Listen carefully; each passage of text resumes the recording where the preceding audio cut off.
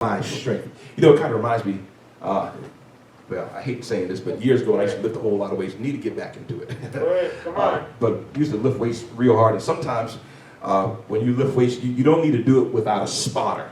A spotter is a person who's there to watch you lift weights, because if you lift too much weights, you know, you're a little afraid that it can fall on you. You can get seriously injured. And so I was always encouraged, you need to have someone to spot you. And you would, say for instance, you were doing a bench press, you were on the bench, and someone would stand behind you and spot you to watch you, just to make sure you're able to lift it, because they don't want it falling on you. You can, I mean, again, become seriously injured. And so sometimes when you're lifting the weights, and then you get to the point, you realize the weight is too much for you. Yes, Lord. You say, hey, I need some help. So you tell the spotter, help me out here. And what they do, they lift it up when the weight gets too heavy. Amen. To help you push the weight up.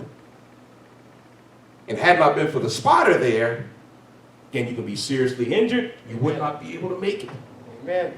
How many of you know that's how God is with us? Yes, Lord. Sometimes in life, you start to realize, you start to lift things up, you start to take on challenges, your own problems, other people's problems. You're praying for people, then you need people to pray for you while you're praying for them.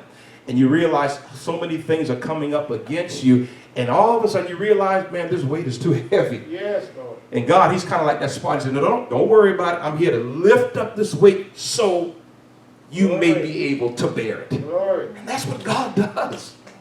And that's why he says, no matter what you go through, never be afraid. I'll be there to spot you. I'll be there to watch you when the weight gets too heavy. Yes. When you realize that, God, I can't do any more than I'm already doing. Yes. I need you to help me. I need you to assist me. Yes. I need you to strengthen me, because I'm feeling kind of weak. And if I keep going on my own, I'm going to be seriously injured. I'm going to be hurt. Amen. And so that's what God does. Thank God for being saved. Thank God for being in the family of God. Could you imagine going through some challenges in life and having no one to spot you, having no one to watch out for you, having no one to give you the supernatural strength that you need to make it through? And so therefore, that's what David was talking about. He said, there were times in my life when I could not do more on my own. But God came in and strengthened me. But God came in and protected me. And that's why I've come to the point where I have no fear.